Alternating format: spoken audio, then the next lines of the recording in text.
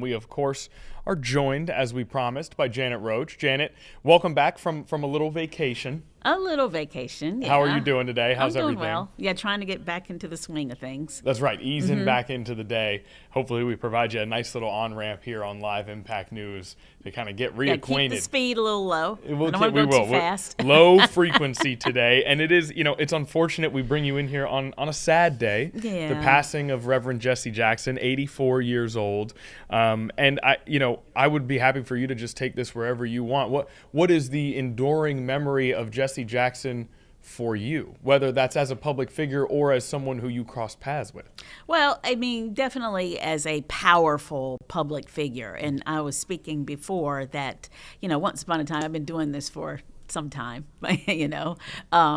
working as a reporter. And so there used to be a lot of events where civil rights leaders, educational leaders in the Black community, financial, economic leaders would come together and do a lot of visits in towns and cities across the country, just to talk to people, to encourage, minority communities. So in the beginning of my reporting career, it was not unusual, to be sitting in the newsroom and, a news director would say, well, hey, today the Reverend Jesse Jackson is in town for XYZ, and we're going to go cover it. And so over the years, I guess I've interviewed him, I think about 4 different times. Wow. And I think the first time was in South Carolina. My first job out in TV was in South Carolina, and Florence, Myrtle Beach market. And so I remember interviewing him there. And the funny story is, and I mentioned this, is that we were at a dinner, and this was after everything was over, and someone said, hey, eat with us. And I was like, okay. I'm a young reporter, and I said, okay. And I'm sitting there, and I'm around these prominent people, and I'm trying to, be proper. And right. so I take my knife and fork, and they're barbecue ribs. Yeah. And he looked down at me. He was a few seats away, and he was like, girl, what are you doing? Let me come over there and show you how to eat these ribs. Like, put that knife and fork down and grab that stuff by your fingers. And so I remember that was a funny moment, but a very charismatic leader that, leaves a huge impact on, not just the Black community, but the country as a whole. Yeah. He founded the Rainbow Push Coalition back in the 90s, which came from Operation Push, which he founded. And this is a nonprofit organization that worked to improve the lives of African Americans, whether it was in voting rights or economic, hardships or educational opportunities. He would even create these educational centers in various cities to help kids improve their academics. And voting rights was definitely huge, very huge. This was based in Chicago. He was born actually in South Carolina. He is a South Carolina native. Okay. And went to school at A&T State University in North Carolina. And so the university is remembering him fondly today as well. They have put out several statements about the impact that he had on education and on the university.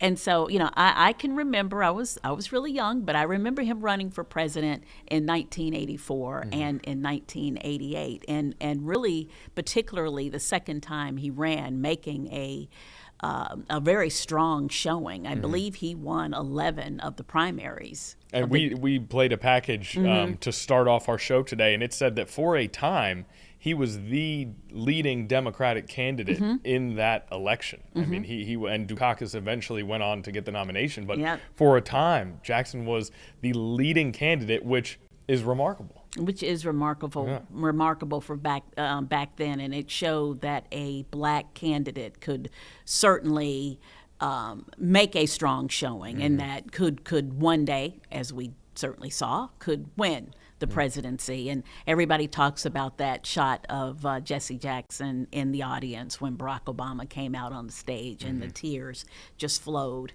down Jesse Jackson's He's kind of face. holding his mouth almost, attempting to maintain some composure, but the moment clearly, overwhelming for him, and I Very can't even much so. imagine what that Very, would be very like. much so. It Wow. is. I was telling them to me is the defining image of that election for me. It's just not even in a intellectual sense. It's just a thing that I remember is seeing him You in remember the that, crowd yeah. crying, because for me it was early on in me actually paying attention to those sorts of things. Exactly. I remember that. I remember it very, very well. Right.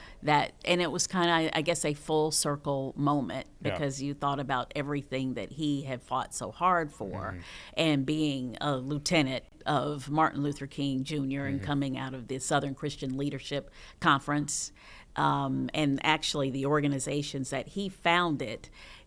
They found it based on the principles of the SCLC that was founded by Martin Luther King Jr. And we talked about how in that story, how they said that he was actually present when Martin Luther King was killed. Yes. And so to see that happen to someone who you ostensibly look up to and who you follow and who you are walking in the same footsteps as, to see that happen and to be undeterred in your desire to continue on in that fight, I think speaks to the courage, the resiliency, the moral principle, because to see that happen to someone who you admire and then not think, well, maybe I should step back from this too because I'm obviously at risk if he was, but instead to say, we need to push harder. It did the opposite. Right. It is what propelled him to set on the path that he did. I think it made him believe that this is definitely something that has to be continued. And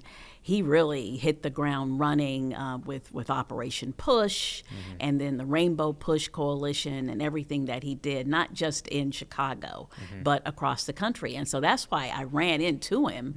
And I used to joke, I used to say, every reporter at one time has interviewed, the Reverend Jesse Jackson, because he made his presence known. He had something to say. He stood for something. He stood for something valuable, and he did not hesitate to go around the country and let people know, this is what I stand for and this is what I'm fighting for. And to take that fork in the road, I think it speaks to his courage, to his bravery, and to his character to go and do that. And then you segued into, every reporter has interviewed Jesse Jackson at some point in time. You and I have had conversations in the past about modern media and the differences in access that maybe exist nowadays. And this particular event made me think about that a little bit because of how accessible he was and how no matter where he was, local reporters all the way up to the biggest shows on television, he was able to and willing to talk and to explain and to engage. And I wonder if you think that that's lacking now to some degree. Oh gosh, yes. Yeah. And social media, modern technology has a lot to do with that, because we used to, and I'm not that old, but we used to interview, a lot of the movers and shakers, celebrities all the time. They made themselves accessible to local TV news. Well, see, now you have TikTok and Instagram and YouTube, and as soon as you want to say something, you just put out your own video. Right. So you didn't feel, so you no longer feel obligated to go to a number of different sources to get the word out, that whatever you want to convey.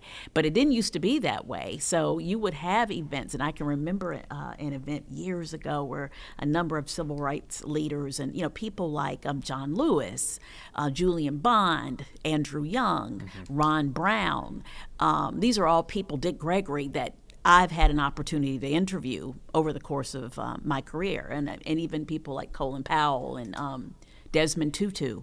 But it's not quite the same now. The accessibility isn't always there, but you can always push for it. You can always push for it, and we do always push for it. And you talk about social media and the ability to speak directly to your fans or your audience is something that has a lot of value.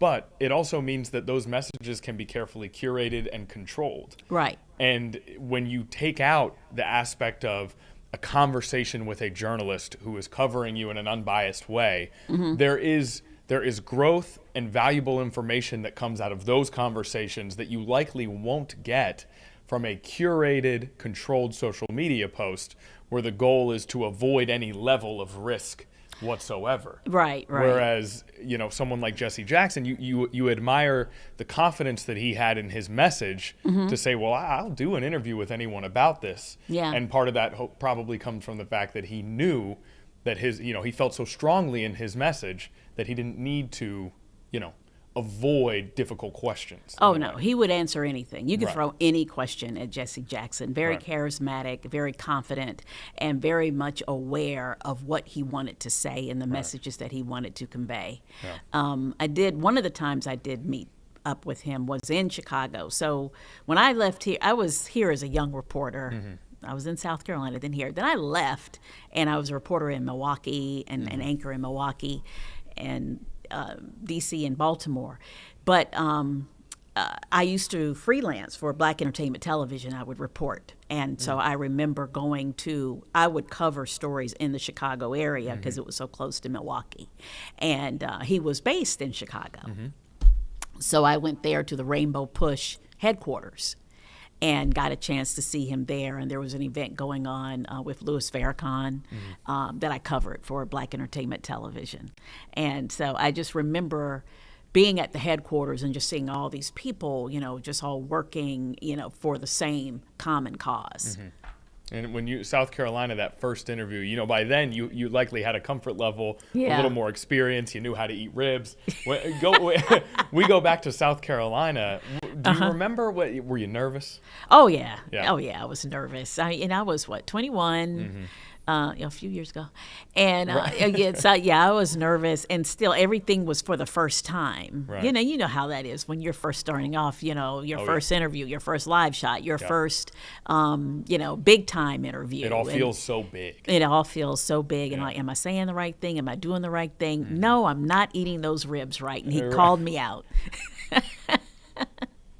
But yeah. I mean, that speaks to he can go in front of an audience of however many thousand people and express a message, but then he can also have that one-to-one relatability and, like you said, the ability to sit down at the dinner table and engage also on a human level and on a personal level, and that's a gift. I mean, that really is a very unique gift. Oh yeah.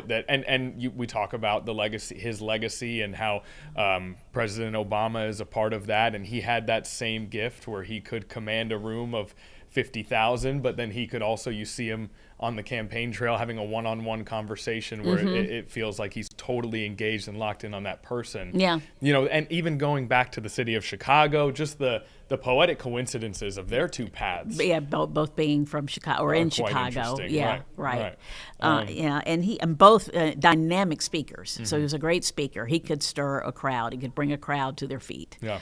Because he just knew how to hit the right note. And those two famous quotes, keep hope alive, keep hope alive. And you hear that now. So if you're in passing somewhere, you hear somebody says, yeah, keep hope alive. That's what that comes from. That is from Jesse Jackson. Keep hope alive, and then the I am somebody. And that was so important to him because, as he fought for marginalized communities, as he fought for people who have been locked out of the mainstream in so many different areas, educationally, financially, it was about conveying a message that you are somebody. Even though some of the cards have been stacked against you, don't let that deter you. And so I am somebody. I am somebody. And I have heard people say, Jesse Jackson made me feel like I am somebody. Right. And that I matter. And those two statements more as pertinent now as ever in many ways. Oh, gosh, yes. Yeah. Keep So, hope alive. That's right. Yeah. And keep the legacy of Reverend Jesse Jackson alive as well. And we've seen the tributes come pouring in today. Is there anything else that you want to add? No, I mean, that pretty much covers it. I just, when I heard the news this morning, I was very sad. And that the time is going to come for everyone, but in the back of your mind, you're thinking, I wish there was some way that people could live forever, but that's not going to happen. But I think at 84 years old, he made his mark on this world, because he had a global reach as well, and not just within the country.